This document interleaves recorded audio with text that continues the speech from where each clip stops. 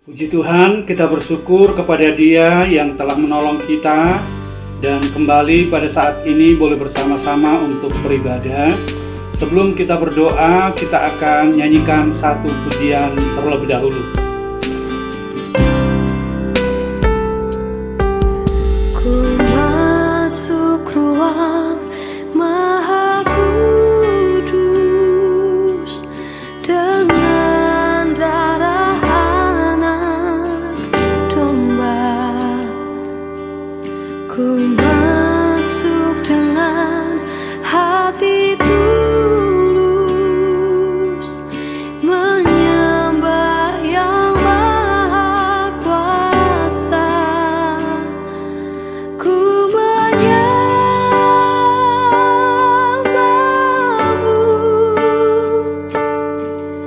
ku sembah-Mu,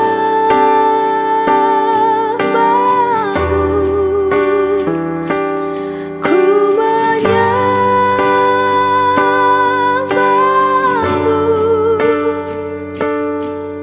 ku sembah-Mu,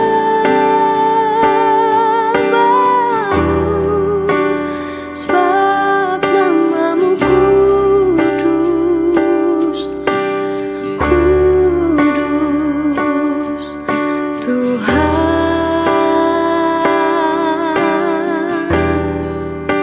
Sebab nama-Mu kudus, kudus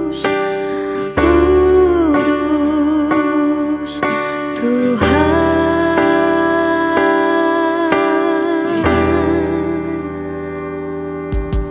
Ku masuk ruang Maha Kudus dengan darah anak domba. Ku masuk dengan hati tulus menyembah Yang Maha Kuasa. Ku menyembah-Mu,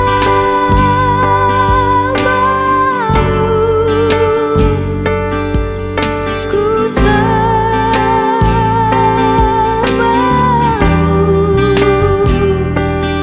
ku menyembah-Mu,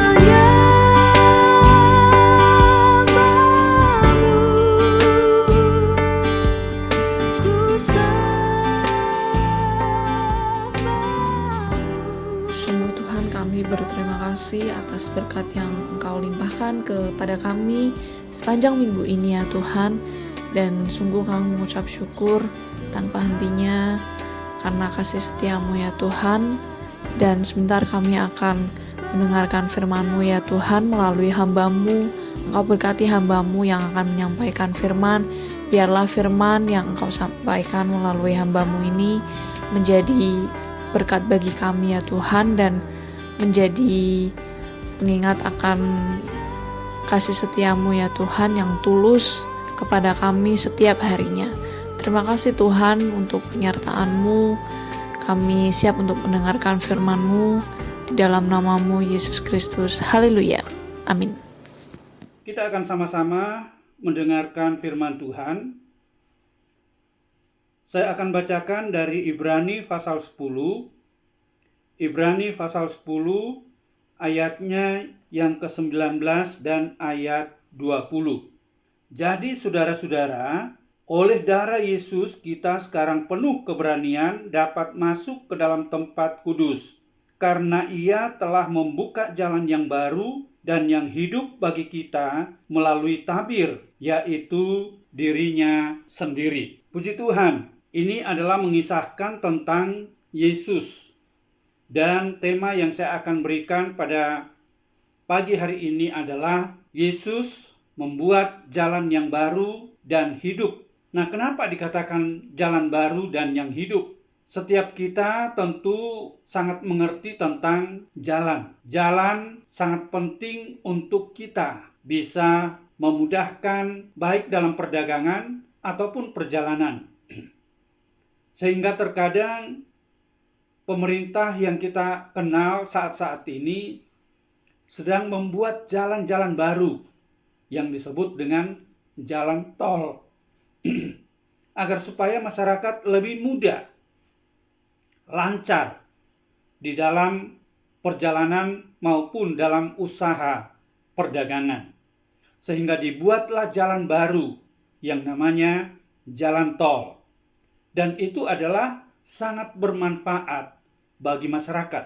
Nah, kalau kita kembali kepada firman Allah ini, kita membaca di dalam Ibrani ini, itu ada satu tokoh yang sangat terkenal, yaitu Musa, di mana dia diberikan sebuah gambaran, yaitu membuat tabernakel atau tempat suci, tempat di mana orang Israel itu mengadakan ritual ibadah.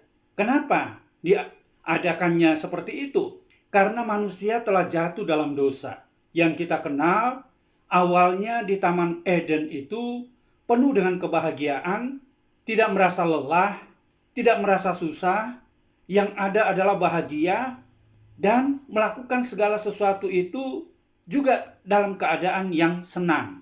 Tetapi ketika manusia tidak taat, melanggar perintah Tuhan, melanggar perintah Allah, maka mulailah manusia itu pada akhirnya keluar dari taman yang penuh dengan kebahagiaan, taman yang penuh dengan kesukaan itu. Maka manusia mulai mengalami apa yang disebut dengan penderitaan. Manusia berusaha mencari caranya sendiri. Manusia telah melihat dirinya dalam keadaan telanjang. Sehingga Alkitab mencatat bahwa pada akhirnya manusia untuk menutup ketelanjangannya, dia mengambil daun ara untuk digunakan sebagai penutup ketelanjangan itu. Itu adalah berbicara tentang cara manusia, jalan manusia. Dan itu sangat lapuk atau tidak bertahan lama. Itu sebabnya Allah memberikan sebuah pakaian yang permanen untuk manusia. Diawali ketika itu bahwa daun ara itu tidak akan mungkin bisa bertahan lama, sehingga diberikanlah pakaian kulit yang tentunya melalui pengorbanan, yaitu binatang, lalu kemudian kulitnya yang bisa digunakan sebagai pakaian yang bisa bertahan lebih lama. Lalu kemudian sampai manusia mencari jalan dan mencari cara bagaimana untuk bisa bertemu kembali dengan Allah. Sampai dalam kisah Musa tadi, membuat tabernakel, kemah suci, yang harus dibuat oleh Musa seperti petunjuk di atas gunung. Dan dia harus dengan teliti. Di sana dalam kemah suci itu ada tempat maha suci, ada tempat suci, dan ada halaman. Dan orang-orang yang bekerja di sana pun untuk tempat suci itu adalah imam-imam.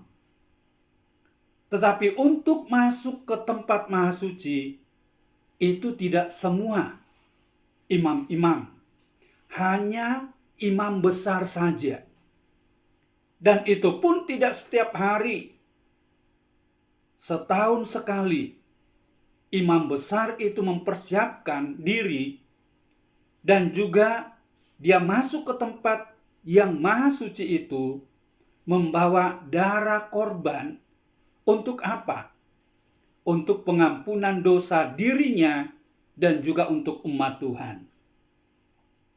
Nah, ini yang dilakukan oleh imam besar.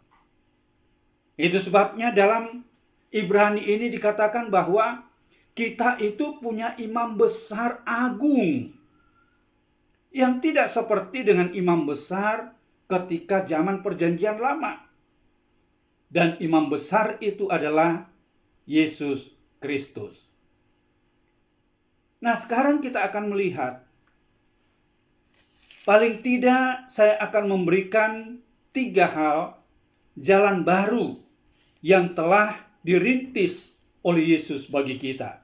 Di dalam Yohanes pasal 14 ayatnya yang ke-6, di sana Yesus katakan bahwa akulah jalan dan kebenaran dan hidup.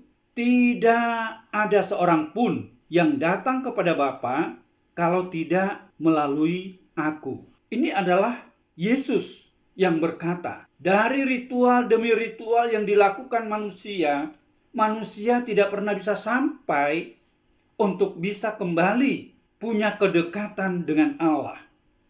Itu sebabnya Allah memberikan jalan yang permanen melalui Yesus Kristus yang datang ke dalam dunia, yang telah menderita, lalu kemudian disalibkan, mati, dan bangkit. Dia hidup. Dan di dalam ayat yang kita baca ini, Yesus katakan, akulah jalan, kebenaran, dan hidup. Tidak seorang pun yang bisa sampai kepada Bapa kalau tidak melalui aku. Kalau Amsal, di sana dia katakan bahwa ada jalan yang disangka, yang dianggap oleh manusia itu benar, tetapi ujungnya bukan kehidupan, tetapi kematian. Tetapi Yesus tidak seperti itu. Nah, jalan yang baru yang dibuat oleh Yesus bagi kita, yang pertama adalah jalan keselamatan. Jalan keselamatan. Ada orang mungkin beranggapan, yang penting saya sudah percaya Yesus, sudah selesai. Apakah seperti itu? Tidak. Itu masih tetap dalam sebuah proses. Betul kita percaya kepada Yesus, ada jaminan keselamatan.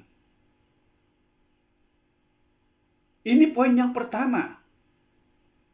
Ada sebuah kisah yang juga merupakan ilustrasi tentang keselamatan ini. Ada monyet yang sedang menggiring anaknya di sebuah kebun atau ladang. Di ladang itu ada sumur. Entah bagaimana, lalu kemudian anak dari monyet itu jatuh masuk ke sumur. Sehingga induknya kebingungan. Bagaimana cara untuk bisa menyelamatkan anaknya? Dia teriak-teriak. Dia berusaha untuk menggapai, tetapi tidak nyampe. Tidak sampai untuk bisa menolong. Dia berusaha bagaimana caranya.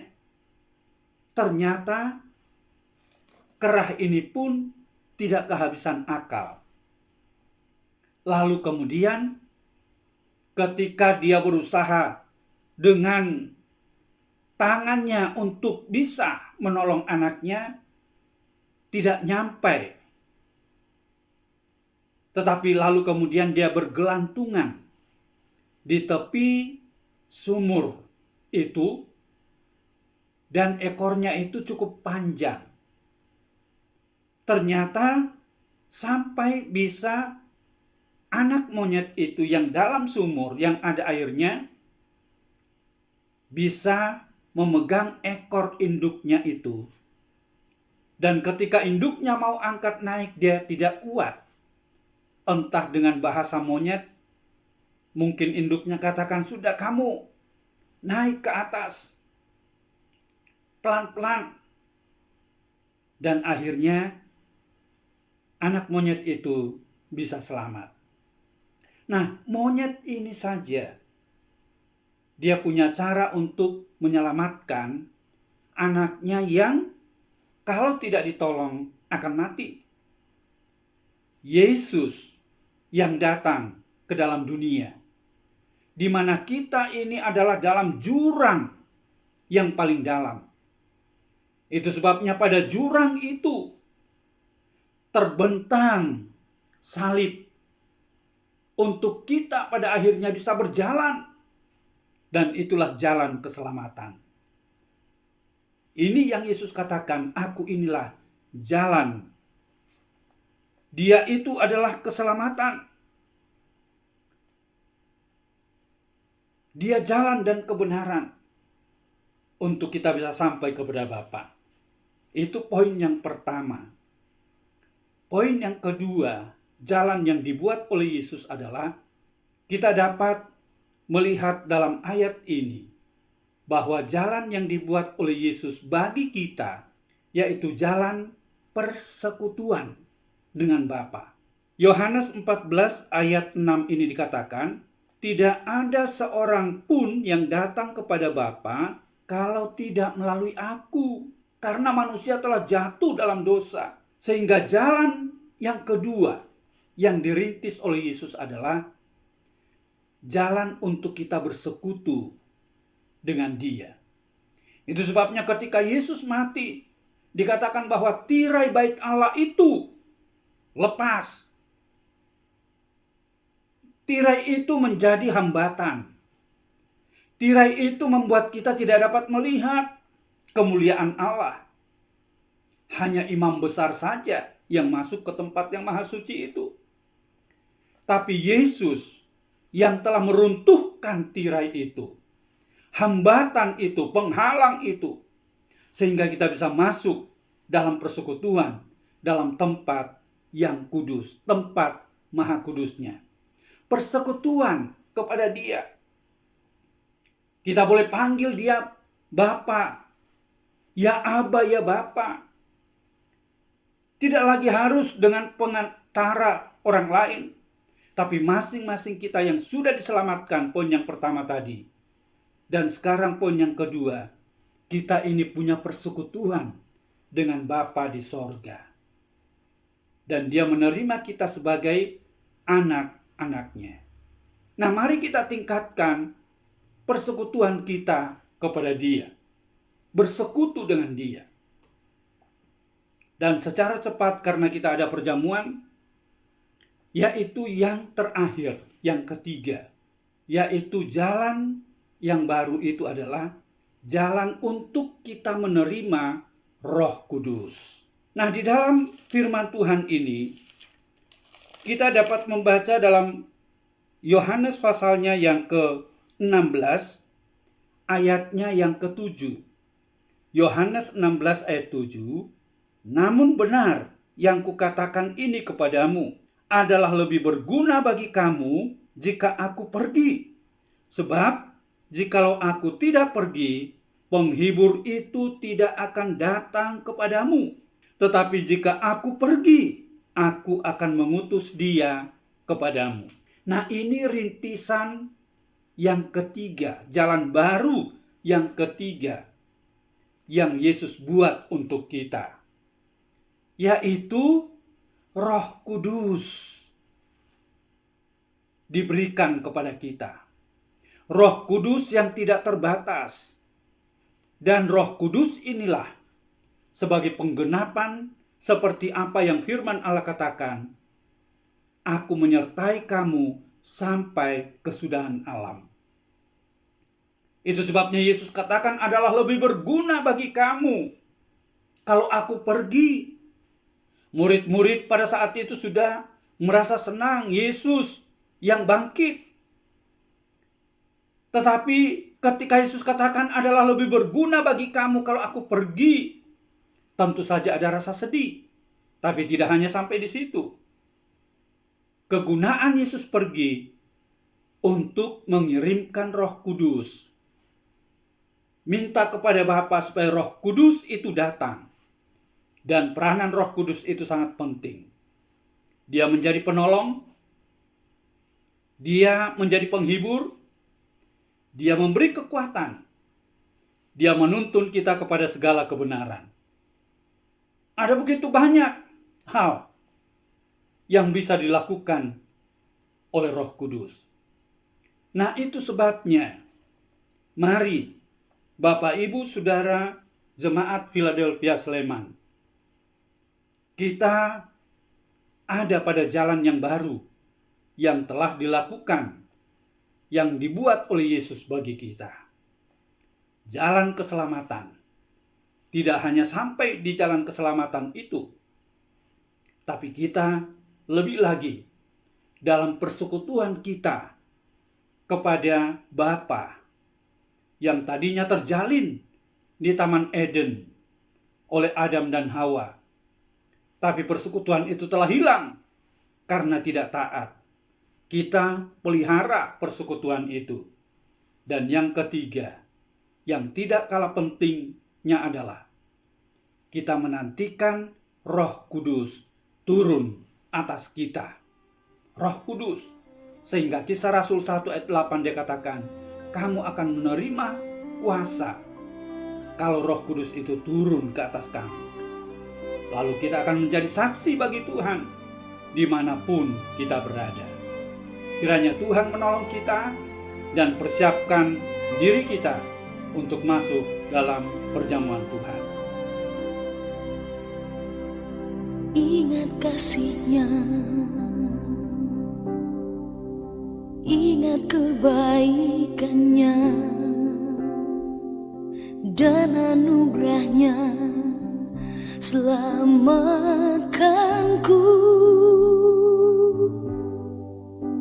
Sebab kasih-Nya setinggi langit, kasih setia Allah pada kita.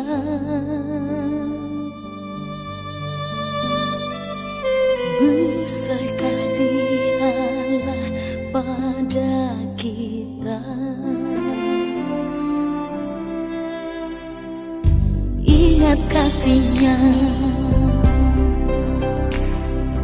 ingat kebaikan-Nya dan anugerah-Nya, selamatkanku. Sebab kasih-Nya setinggi langit, kasih setia Allah pada kita.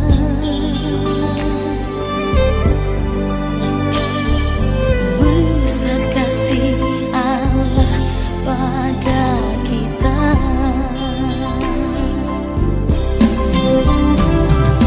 Ku takkan lupa kasih-Nya, ku takkan lupa anugerah-Nya. Dia penuhkan, Dia penuhkan, Dia puaskan hasratku. Besar kasih Allah pada kita.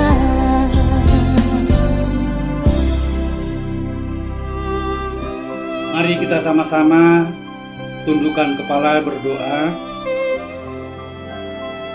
Terima kasih Tuhan Yesus untuk firman-Mu meteraikan dalam setiap hati kami. Dan saat ini kami hendak masuk dalam perjamuan Tuhan. Sucikan, kuduskan kami, layakkan kami. Dan turunlah kiranya berkat-Mu atas perjamuan ini. Dalam berkat nama Allah Bapa, Putra dan Roh Kudus, dalam nama Tuhan Yesus Kristus. Amin. Mari kita angkat roti yang adalah tubuh Yesus dan dengarkan firman Tuhan. Dan ketika mereka sedang makan, Yesus mengambil roti, mengucap berkat, memecah-mecahkannya, lalu memberikannya kepada murid-muridnya dan berkata, ambillah, makanlah, inilah tubuhku. Amin. Terima kasih Tuhan. Inilah tubuh-Mu dan kami akan makan bersama-sama di dalam nama Tuhan Yesus Kristus.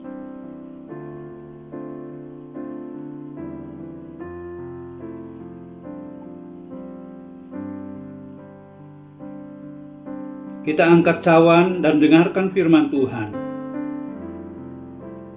Sesudah itu ia mengambil cawan, mengucap syukur, lalu memberikannya kepada mereka dan berkata, minumlah kamu semua dari cawan ini, sebab inilah darahku, darah perjanjian yang ditumpahkan bagi banyak orang untuk pengampunan dosa. Terima kasih Tuhan, oleh darah Yesus yang telah tercurah, telah mengampuni salah dan dosa kami, sehingga kami dilayakkan untuk bersekutu dengan Bapa Surgawi. Itu sebabnya dengan iman kami minum bersama-sama di dalam nama Tuhan Yesus Kristus. Mari kita akan akhiri ibadah kita dalam doa. Kita tundukkan kepala. Terima kasih Tuhan, Engkau yang telah melawat kami dan memasuki bulan Mei ini. Ke dalam tangan Tuhan kami serahkan hidup kami. Dan Tuhanlah gembala kami yang baik, yang selalu menggembalakan hidup kami. Saat ini hamba-Mu berdoa untuk jemaat-Mu yang lemah, Tuhan kuatkan, yang sedang proses pemulihan oleh karena sakit, Tuhan jamah sembuhkan dalam nama Tuhan Yesus. Yang dalam persoalan masalah apapun juga, Tuhan beri jalan keluar yang terbaik. Memberkati dalam setiap usaha pekerjaan dari umat-Mu. Memberkati mereka yang dengan setia mengembalikan milik Tuhan. Mereka tidak kekurangan, tetapi semakin diberkati oleh Tuhan, oleh karena janji firman-Mu dan melakukan firman-Mu. Kami doakan juga dalam setiap jemaat-Mu ada kecukupan, sehingga mereka tetap terpelihara walaupun di masa yang sulit ini. Kami berdoa untuk pemerintah kami, bangsa dan negara kami. Berkatilah pemimpin-pemimpin bangsa, mulai Bapak Presiden bersama wakil dan seluruh jajaran menteri, pemerintah tingkat pusat, daerah sampai ke pelosok-pelosok. Demikian juga TNI Polri dalam menjalankan tugasnya. Tuhan kiranya yang menyertai dan memberkati mereka. Pulihkanlah bangsa kami ya Tuhan, melalui usaha-usaha yang dilakukan oleh pemimpin-pemimpin bangsa kami. Di dalam nama Tuhan Yesus Kristus. Terima kasih. Dan saat ini, gedangkanlah kiranya tangan-Mu, turunkanlah kiranya berkat-Mu atas kami sekalian. Kami menerima berkat yang melimpah dari Allah Bapa, cinta dan kasih sayang dari putranya yang tunggal, dan oleh kuat kuasa dalam kekuatan kuasa Roh-Nya yang kudus, yang senantiasa melindungi, menyertai dan memberkati kita sekalian sampai selama-lamanya. Terimalah berkat Tuhan, yaitu dalam berkat nama Tuhan Yesus Kristus. Haleluya. Amin. Tuhan Yesus memberkati kita semua. Shalom.